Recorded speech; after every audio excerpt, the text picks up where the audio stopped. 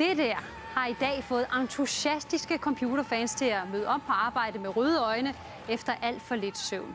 For verden over har fans ventet i mere end 12 år. De har ventet på Diablo 3, og i dag der kastede de sig over opgaven som djævledræbere i det nye kultspil. For et år siden fik Rikke Agerlin Ødum endelig beskeden. Og nu var det rigtigt, og nu blev det til noget.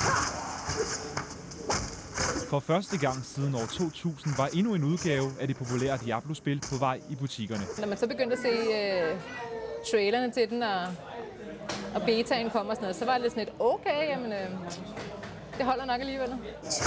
I nat udkom spillet så, og derfor bruger tandlægen nu sin barsel foran skærmen.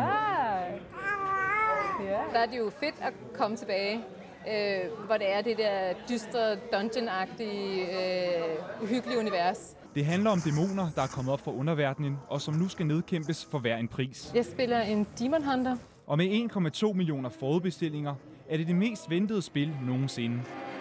Her forventningsfulde fans natten til i dag i Berlin, og her de sidste sekunder før lanceringen i Stockholm.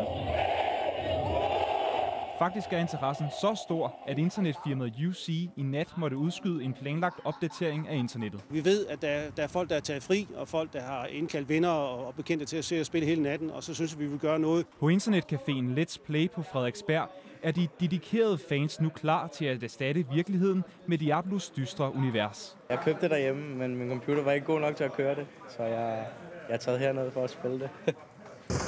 Rikke Agerlin Ødum er ikke i tvivl. Fremover kommer hun til at bruge meget tid i selskab med dæmoner. Gameplayet er meget det samme med shift i bund og spam sin mus, men det er det samme, men det er blevet faceliftet.